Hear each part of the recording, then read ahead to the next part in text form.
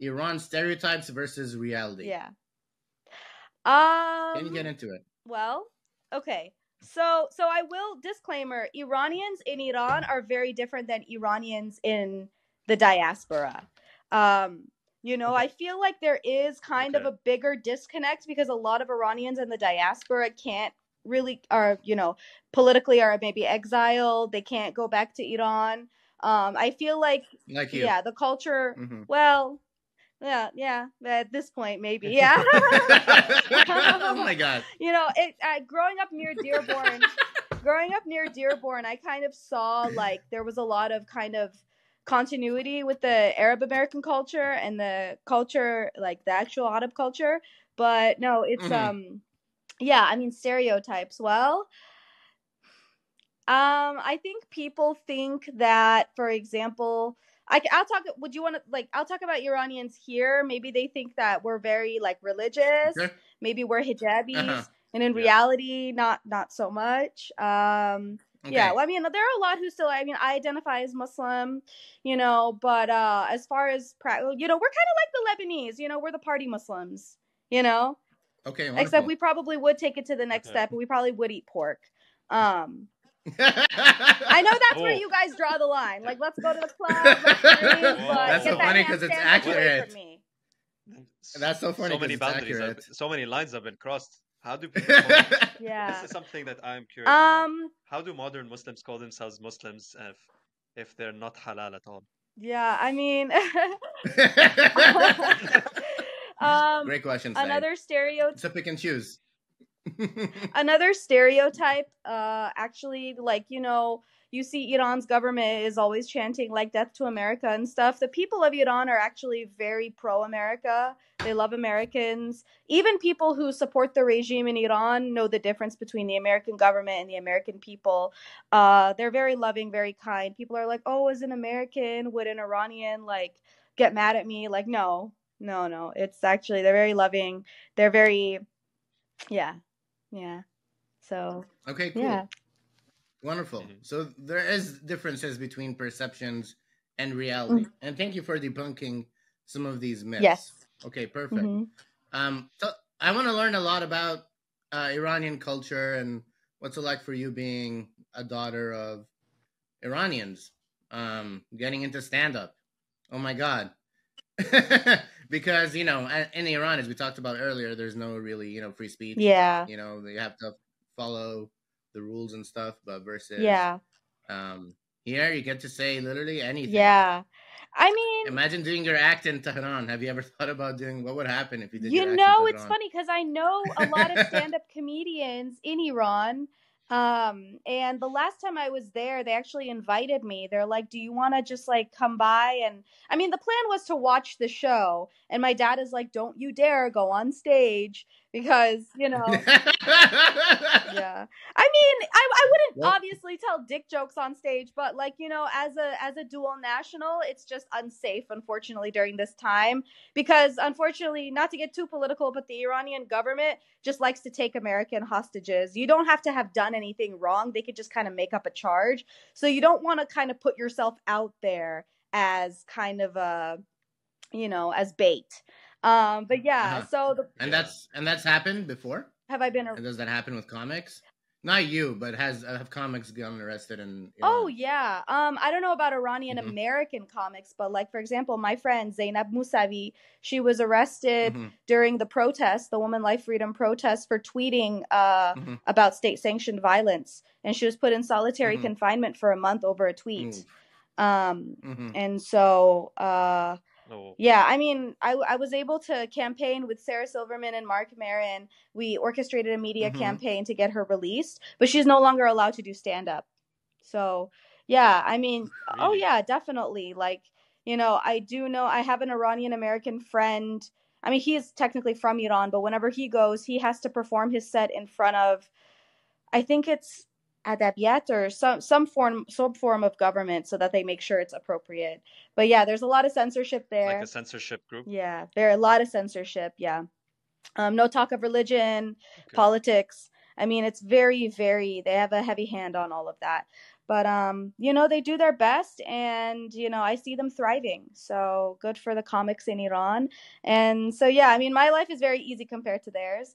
Yeah, I mean, my dad, I would say, was not on board when I started doing stand up. It took, I think, about 5 years for him to come to a show.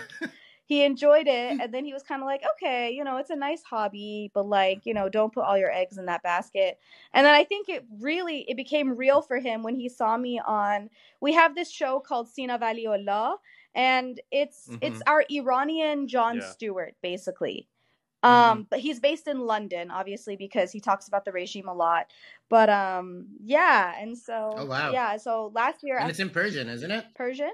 Yeah. So last year Yeah. I went to London. I toured London, and I did my spot there. I did a little bit of Farsi stand up. I did interviews. Wow. It was nice. It was fun. Yeah. So I think then they were like, "Oh wow, that's real." Is it easy to switch between like the Farsi and the English? Because I noticed when I tried stand up in Arabic and stand up in English, I kind of struggled with the Arabic part. Yeah, I mean, definitely, when I'm watching stand up in Farsi, it's definitely, and I'm fluent in Farsi, I grew up speaking it. It's still hard for me to understand, with some of the slang terms. It was definitely difficult, especially on the show, because you do have to be relatively clean.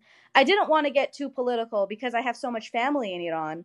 And, I had a really good joke that ended up getting cut because it was, it was like it lightly alluded to sex, but it just got cut. So yeah, I would definitely say just lightly alluded. But I'm sorry, it's ridiculous because if you look at stand up here, it's so different, it's so wild, and so much sex and politics and religion and everything. I love that. So yeah. So it's an experience for sure, but I will stick to doing it in English. Okay, cool. Yeah. There's a lot of haram jokes that happen in the comedy world. Literally. Well, I mean, this isn't stand up, but I did this video yesterday, or no, I did a video a few weeks ago for it's like a new company like Jubilee. It was like blind. It was like fear pong, it was a blind date, and the guy had to like undress in front of me, keeping his underwear on, and I had to like, as a comedian, rank him, and then someone literally comments, "Sister, this is haram." He literally had the Kaaba in his profile photo, so I mean, appreciate your support, Abdullah, but his name is literally Abdullah too. Yeah. Sarah, we're just trying to bring you back to the fold. You have to return. I know. To I've lost my way. Roots. I've lost my way. Yani, your parents have not forced the hijab on you. I don't understand where they went wrong. It should have been done like when you were 3. Yeah, funny. Get you, bro. Yeah. Oh my god, dude. Ali's bringing the gloves out if I cross the names Ali and Saeed. I really feel like I'm in Iran right now. Like, those are such Iranian names. No, it's true. Yes. Okay. As you can see, I'm a very typical Arab man, conservative. Yes. You're very conservative and serious today, even though you do stand up about random things too, Saeed. But no, it's important. You know why people make jokes about haram stuff is because it's taboo and it's fun. It's fun to poke fun, and it's fun to talk about things that no one else talks about because it's something we all have in common. Yeah, and it's like, these taboos. You can't touch and they're silly. Bro, what are you talking about? They're silly, bro. It's silly taboos. It's okay to talk about it. You're not doing anything haram by saying haram stuff, like silly stuff. It's just jokes. Yeah. It's not real. Jokes are not reality. Yeah. Jokes are not you making a speech. There's a big difference. Oh, yeah. Yeah, 100%. I mean, Iranian humor, especially, when I visit Iran and, some of my family members who are actually religious Muslims, but the jokes that they make, the things that they find funny, it would surprise some people. They're not all uptight and, they're human just like us. And so, yeah, I love comedy. I've always loved comedy. It brings people together. Love it. Can you tell us a bit more about... I'm giving this I'm just loving how I'm giving this uptight vibe, and I'm just like, while when people find out who I really am, it's like the completely opposite vibe. Who are you really, Saeed? Yeah. No one really knows, man. No one really knows. It doesn't matter because it's not. This podcast isn't about me. It's about Sarah. That's a good point.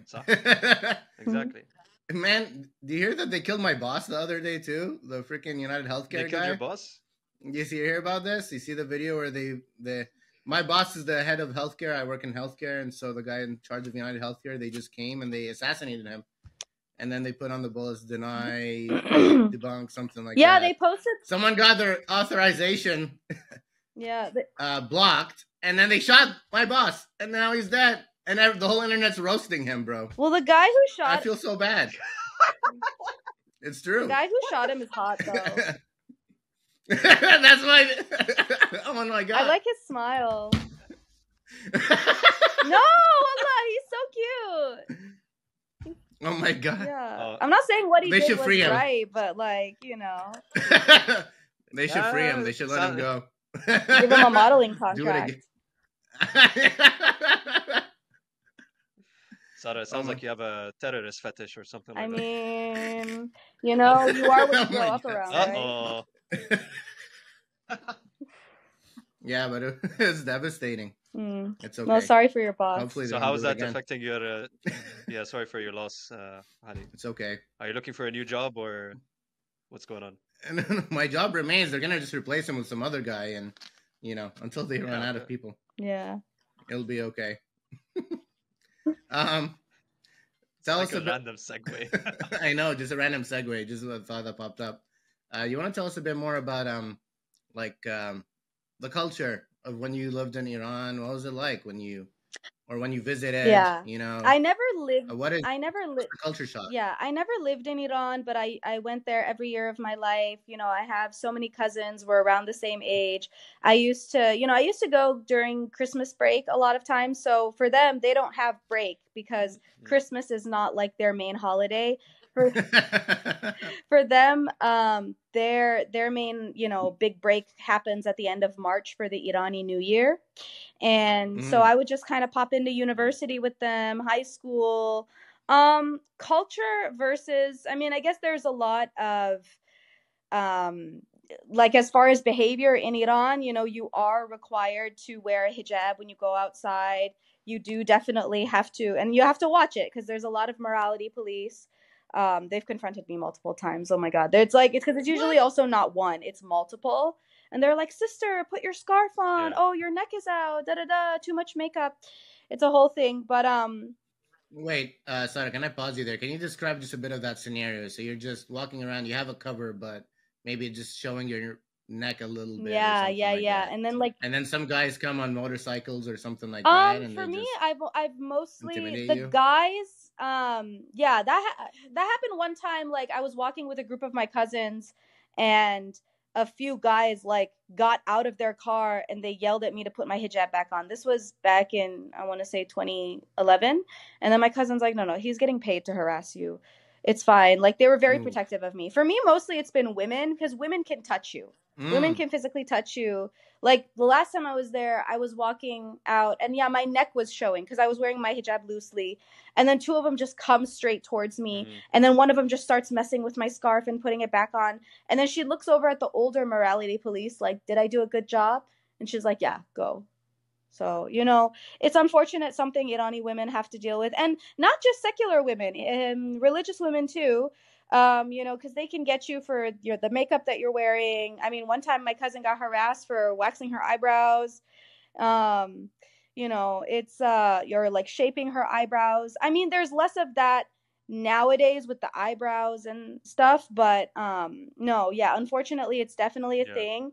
And do they have like a cop uniform or something like that, or is they just dressed? The women, they wear chadors. I'm sure if you've been to South Lebanon, you know what that looks like. It's like a black niqab, but it shows your face. The men, they have a specific uniform. I'm trying to, because they have so many groups, right? Paramilitary groups. They have like the Basij, the IRGC, the regular police. That I want to say it was like a darker green uniform. But usually they have some kind of firearm and stuff. And so, I mean. Oh, my God. Yeah. Morality. Oh, my God. Enforcing morality. I need a new job pretty much because my boss got sacked. So Well, We'll see. Maybe I'll bring it here to the States. Well, they love morality police in Iran. So, well, the government, not the people. So if What if you try doing that? What if you try doing that here in the States? It would be the most random thing. And there's a lot of things that can be morality policed, but it'd just be the most silly thing. Yeah. In this context over here. I don't know. I feel like all the Republicans would be lining up for that job. I mean, agreed. Yeah. Well, Handmaid's Tale was based off of women in Iran. Oh, wow. Yeah, really? I believe so. Yeah. Oh, my God. But I mean, that's a political thing. Culture-wise, visiting my family. My family's a little bit more religious, so I actually would wear hijab in the house in front of my male cousins, which is not a... Speaking of stereotypes, it's not... I wouldn't say it's as common for... Well... No, actually, I'm like, Iran is just like Lebanon. You have a whole spectrum. You got the religious, you got the not so religious, the secular, you got everything. But yeah, I mean, I didn't mind wearing hijab in the house in front of my male cousins. I mean, we got along so fine. I'm happy to respect my family. Just the government was just a pain in my ass. But yeah, and like, it's funny because a lot of my cousins, like I said, they're around my age. They're getting married. They're having kids. And so, my uncle or my aunts, they'd come with sweets. And I'd be like, oh, my God, I just got an agent. Should I pass out sweets? And my mom's like, no, it's not important over here. If you get married and have a kid, you have to pass out sweets. Yeah, but, I love Iran. It's easier to get married. It's easier to get married than it is to get an agent. That's for sure. Yeah, so it's like, why can't I celebrate my accomplishment? But, yeah, Hey, congrats. Yeah, so... That's amazing. Congrats on the agent. Yeah. Yeah, but do you have It's fine. We can bake a cake for you if you'd like. Please, actually, there's this really adorable cake down the cake shop down the street from my grandmother's home. I love it so much. Their cakes are amazing. I mean, the head guy, he studied in Italy. So, I mean, food in Iran is like art. I mean, the way they make it, they design it so nice. I mean, so actually every year on my last night in Iran, I buy my family a cake for thanking them for taking care of me. And what kind of cake? This kind. So in Iran, banana flavor is very popular. I think it's I think it's because during the war with Iraq in the 80s, bananas became kind of not sanctioned, but became kind of a rarity. And so people, I guess they associate that with luxury. And so I personally hate the taste of banana, but, I do it for them. Banana, nuts, enjoy it, I guess. Wow. Amazing. Yeah, bit of cream on top. Yes, lots of it, yes. Roulette? Yeah. You have roulette. It's like got the cream inside of it. Roulette. Is it like the roll cake with like layers of like strawberry and cream inside? I mean, it can have any kind of cream inside. I'm sure you guys have had it in your pastry shops in Lebanon. Maybe you call it something different, but we say roulette. It's just like... It's possible. Yeah. Yeah. Wait, I'm going to do the quick search. You guys continue talking. Don't worry about me. I'll just be in the background. This is great. These kinds of details really, make me feel like I'm learning a lot about what it really is like to be... you consider yourself Persian or Iranian or Farsi or what is it? So Farsi is the language. Okay, so here's where it gets a little... Okay, so Iranian is a nationality. Persian is... There you go, Said. Yeah. Persian... That looks good. That's roulette. Persian is an ethnicity. Sorry. Gotcha. Yeah, and then Farsi is the language. Now, when you go... Because in Iran, you have... in Iran, we call Persians mardom Fars. So I'm Fars, right? I'm Persian and I'm Iranian because I'm a national, I'm a citizen of the country, and I'm also ethnically Persian. But in Iran, we have Turks, we have Arabs, we have Lors, we have Kurds. So they would not consider themselves Persian. They would consider themselves Iranian, like just Irani, or like Turkish Iranian, Arab Iranian. Yeah. So I think, and I get it. That's where people get the confusion, because also... in LA, when you say most Iranis just say Persian because that's kind of what all the Americans know here. And then when I'm in the Midwest, I'll say Iranian because people don't really know what Persian is. Yeah. There you go. Yeah. Yeah. Okay. Do you get any like weird reactions when you say that to like to Midwesterns? Midwesterns. Okay, so yeah, I mean they would just I haven't been in the Midwest in so long, but they'd be like, wow. I'd say Iran, they'd be like, wow, Iran, like, you know, that's I wouldn't like you don't oh, I was doing a show in Texas and then there were these like cowboy looking guys and they're like, you don't look Iranian. I'm like, what am I supposed to look like? What am I like? You know? Yeah, but oh my god. Yeah, I don't know what people expect Iranians to look like. You were just like, or I'm sure you get the same when it's like with Lebanese people. You know, they all kind of have one image in their head, but like you said, you can be many. Oh yeah, definitely. Yeah. Yes, no, that is true. Yeah, like Ali, some people might say. I think they get some people might say that you don't look Middle Eastern because you have a decent sized nose. You know, you're very light skinned. Thank you. Yeah, you know. Yeah, I don't know. Yeah, Ali blends in more than I do. That's for sure. My 23andMe that does say though I have some Iranian heritage. Though. I can see it. Yeah, So Baalbek, isn't that close to the south of Lebanon? It's closer to the east of Lebanon, but I'm more from the south. My village is from the south of Lebanon. I mean, yes. I'm bad at geography, but I mean, I know there's a lot of Iranian influence there, so you never know. I don't know. Yes, of course. Yeah. Yeah. That's so funny. Yeah. Yeah. Things we have in common. Yeah. Well, growing up, you know, like I said, I grew up near Dearborn. Most people, a lot of people think Iranians are Arabs, which I mean, you know, Arabs are great. It's not. No, yeah. It's kind of like in. That's a myth. Yeah. You know, I kind of describe it in like, you know how in South America, almost everybody speaks Spanish. And then you have Brazil where they speak Portuguese, but they're all Latino. So, you know, it's like we're in the Middle East. We're still Middle Eastern, but we're Irani. So it's like a little bit of a different, you know, it's like Pakistani and Arab, right? So. Fair. Yeah, exactly. Yeah. There's a bit Any of a comment on there. that side? Yeah. Yeah. It's funny because Saeed also looks exactly like an Iranian that I knew. Like exactly. It's like it's him. I am him. That's yeah. How did you know? Ramin, is that you? You know, so you definitely. I mean, we have a very similar look too. So you know. Yes, a lot in common. Cultural. I blend in with all the crowds. You know, I like to be culturally ambiguous. Yes. That helps when you're an actor. That definitely helps when you're an actor. Oh, totally, 100%. Yeah. Types. I can take all the roles. I can take everything. You can be anyone. I might like if I shave off all of the hair, I might even be white enough to be Caucasian. I mean, you know, it's like... maybe. Yeah, I get a lot of things. I've compared my skin tone. Yeah. Would you ever think of being part of Iranian movies and stuff like that?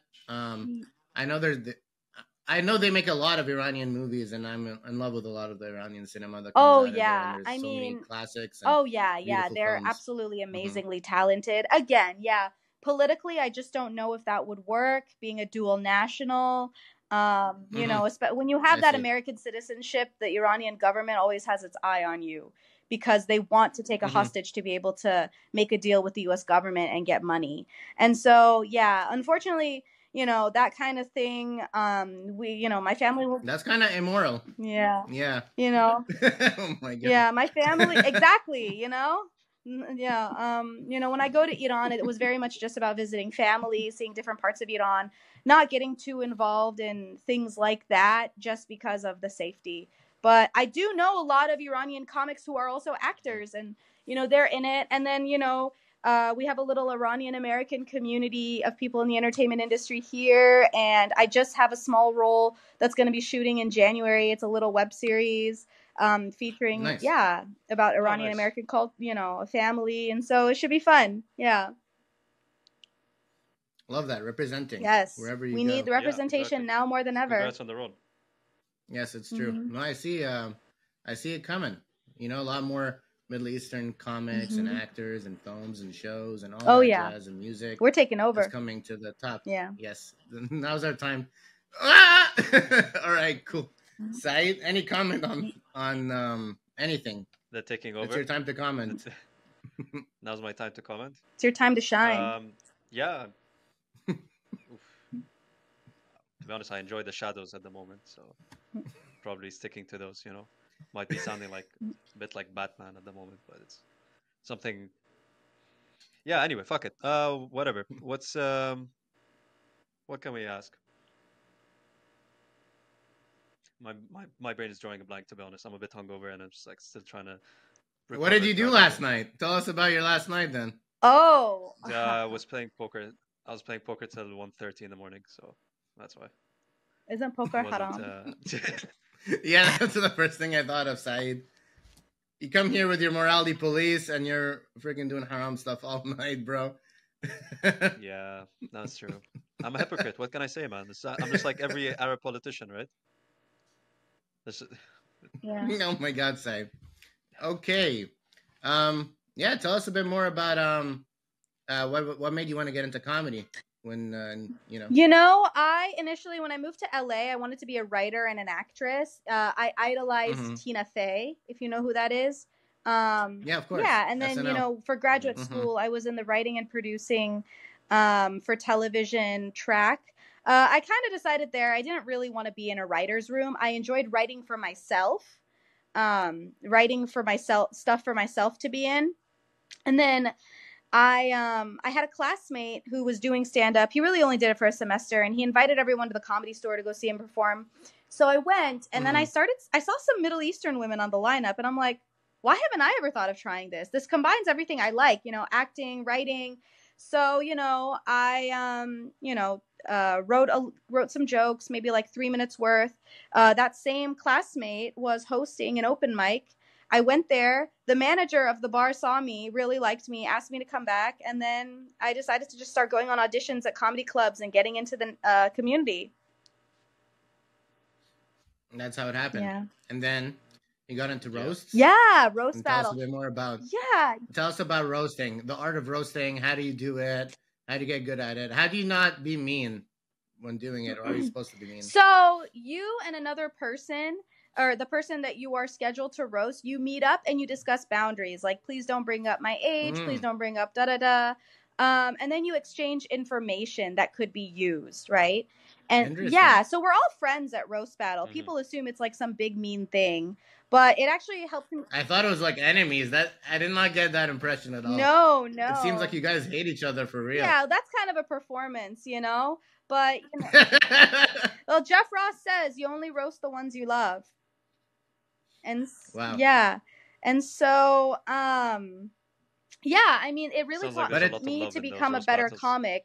I stopped being nervous on stage. I loosened up. I was, so much easier to perform. And then trimming the fat with jokes, because roast battle is all about word economy. And so I now insert a lot of my roasts into my set, and it really helped punch up my set. It's been great. Love it. It's funny. Roasts are the best. Do you guys do roast battle in like the Lebanese comedy scene? I don't think so. I've never heard of that before, but they should. They should start it. Yeah. I think it would lead to another civil war, so maybe too soon.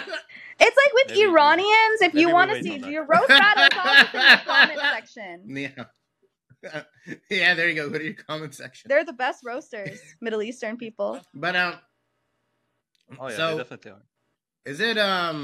Is it really like competitive like that? Because you guys are competing, right? For a trophy, belt, whatever. Well, yeah, the belt was the championship, but honestly, it was more. So we didn't have the ranking. We had the rankings for a long time, and then we didn't. And so I think that diminished a little bit of the competitiveness. The reality of roast battle is it doesn't matter who wins or loses. It just has to be a good battle. Because if you win a battle that was shitty, that the jokes didn't hit, and you kind of won just based on the fact that, your jokes, the other person just completely bombed, that's not a good battle. I mean, I've lost plenty of battles that were amazing battles, and nobody really thinks about who wins or loses. They just think, wow, that was an amazing battle. Yeah. Fair. So what are topics that you don't like people mentioning about you? The only thing I have off limits is my age, and that's not a comedy thing, that's an acting thing. I think if I told you how old I was, you'd be very surprised, but I do pass off as, a lot younger, so I'd like people to keep thinking that way. And that's for acting. Yeah. You have to play many different ages and roles. You have to be able to blend in. Yeah, I'm not old enough to be the mom yet. I'm not yet 30, you know. I'm just old enough to play a teenager on Euphoria. There you go. Yeah. You can be in high school. Hence why you're keeping up the bratty attitude kind of stuff. Yeah. Where are you at, bro? Is that your shoe? What is that? It's a punching glove. Oh, okay. I was funny. Like, damn. So it feels like my mom is here. What do you do? In case Said messes up. Yeah, there you go. There you go. Ali's more PC than me, that's why. He's my morality police. All right, keeping you in check, Said. So cool. Said, have you ever done a roast battle? No, just between friends, you know, when you roast each other. That's literally how just male friendships work. They're just roasting each other. Yeah, but we're always throwing the... Yeah. Well, I did a roast battle in London last year at the Bill Murray. It was fun. Mm-hmm. So if you do want to do roast battle, Saeed, cool. They have signups there. Cool. Yeah. Shit. What tips do you have? Sounds like give him some tips because he needs. Yeah, I would. Your opponent, have their picture as your screensaver, so you're always looking at them and thinking of stuff. Watch movies they would watch. Listen to music they would listen to. You know, there is also a formula, kind of. You know, the looks like jokes. You know, there are a couple different formats, and I like to kind of draw blanks and then fill in those blanks based on, you know, the facts that I'm given. And I like to use thesaurus.com, find different words for those facts, and that helps me think of jokes. So. Oh, interesting. Yeah. I haven't used thesaurus since like my bachelor degree. Yeah. What are you, an engineer or something? No. Mohandas? Do I look like that one? Damn. Yeah, my friend is a Mohandas. No, I'm what's it called? Political science major. Oh yeah, please. Lebanon needs that. We do. The Middle East needs that. Yes, it's Props true. To you, I'm hoping for a bright future. Yeah. We have to bring it. Thank you. Mm-hmm. Mm-hmm. I'll try to solve. Mm-hmm. I'll bring peace to the Middle East. Please, please do.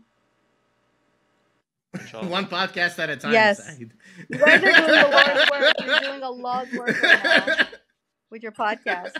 Yeah, our next. If you didn't know, our next guest is actually Benjamin Netanyahu. We're gonna discuss with him how to solve this issue. Tell him, look, bro, too much. Too much. You know, too many rockets on breakfast, lunch, dinner. Chew pizza. Yeah. There you go. Khalas. Pizza, a bit extra right now. Like. Yeah. Enough, Habibi. Tell him, calm down, yani. Shoo. Exactly, Habibi. Have some hummus. Have some, yani. Or how they say hummus. Oh my god. No, we do not accept that, please. I'm sorry, but we draw a line there. This is not their thing to say hummus. Yeah. We do not accept hummus. You know what I want though? I love shawarma, and the Levantines do it the best. Yes, the Lebanese shawarma is the best. I love Lebanese shawarma. The toom, you know toom, the garlic sauce. Yeah. That's my crack. Of course. I love it. It is crack. Yeah. Like they slip crack in it. That's why it's so good. It's so addictive. I love it. There's and with the fries. Yeah.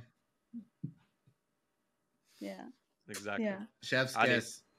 There's this place. You love toom, right? Yes, I love toom. Is that a roast or something? No, I'm asking you. Oh, just a comment. I'm just having a conversation. Yes, I was trying to tell Sarah. There's this place in Hollywood Boulevard, called Sincerely Syria. Yeah. They make the best shawarma that I've ever had. Really? To be honest. So. Well, in LA. Okay. Yeah. Okay. You make it really I've good. had it once, and I've had takeout, so I should actually dine in to see what it really tastes like. I really also like there's this place in Orange County called Boom Boom, I think. Oh, Shawarma Loca. Okay. Yeah, it's a Palestinian guy. Shawarma Loca. It's so good. Oh my god. Oh my god, they have like spicy shawarma. It's so good. I'm obsessed. Yeah. There you go. Exchanging of information. Mm-hmm. There you go. Perfect. Yeah, Nutella Kanafa and all that. So good. I can say a London option, but I don't think you guys can make it there. If You you can guys are say a ever in side London, if you want. طيب, I'm getting there. خيرو. There's the bakery called Zait and Zata I've heard of it. Bridge Road. That's oof. Yeah, that's an authentic one. Sorry, that's an like authentic Lebanese. Like the people that work there are all from Beirut, and they make some of the best menaish that you will ever have. It's even Manaish, better what is than that? the ones that are made Is in that a Lebanon. meat pie? Like So spiha? no, that's like that's the Lahm morning bajin. flatbread breakfast thing. They make lahm bajin, but they also make the ones with like cheese and za'atar and what else? Yum. I don't think we have They also make manaish the ones in with Iran. lahmajin. We don't have that. Mm. Where is that in LA? No, that's here in London. So you guys will have to travel across the Atlantic to try it. Yeah. Sorry. No way, bro. Oh my God, for someone to eat, Come on, bro. it's just a quick. You go to Orange It's County. just a quick stop, you know. Little Arabia, Orange bro. County. Your Orange County is our Edgware Road. That's Edgware Road is all Lebanese. Niche joke. I don't know if anyone is like. I know, right? Tell us a bit about Iranian food. What's it like? What do you guys eat there? So good. I mean, the kebabs are delicious. Yeah. I mean, what I guess I would describe it different than like, you know, the way they do kebab in Arabic countries. Like, it's more. It's not. It's not spicy, but it's like we don't really use like garlic and stuff. It's, you know, we have a thing called kubide. That's ground beef. It's really good. Yeah. We like to put somak on our beef, and then we have a lot of like rice, like stews. So like qorma sabzi, you put it on rice. It's like spinach and kidney beans and meat, and it's so good. Tahdig, that's my favorite. You guys also use a lot of saffron, right? Yeah. Oh yeah, saffron in the rice. Tahdig, it's like a crunchy rice. It's really good. Yeah, the stews. Qeimeh. Again, if you guys are from South Lebanon, I feel like you might have had it before. They usually give it out for Nazris. Yeah, it's like lentils and meat and fries on top of it. It's really good. Yeah, I love Iranian food. Wow. Yeah. And Nazris, what is that? Is that a holiday or something? Oh, I just thought, you know, with the morning, because in Iran they do that a lot with like they have so many different prophets, the Shia, that you know on their birthdays they give out free food. Oh wow! Yeah. Okay, and so like there's many different holidays. Yeah, I mean the main one is the Iranian New Year. That's celebrated by Iranians of all religions. They get 2 weeks off for that. Yeah. There are a bunch of rituals for that. But yeah, I mean the you know the birthdays of the imams and stuff. One time I was in Iran and a guy came and gave me cake yazdi. It's like a muffin and like a rosewater muffin, and he's like, here, it's for Imam Hussein. And so I took it and I took a bite, and then I remember I was sitting with my cousin. I'm like, he could have poisoned this. Like just taking it from someone off the street. And thank you so much for watching another episode of A2 the Show. We learned a lot about Iranian Persian culture. Signing out. We salute to cover the camera and peace.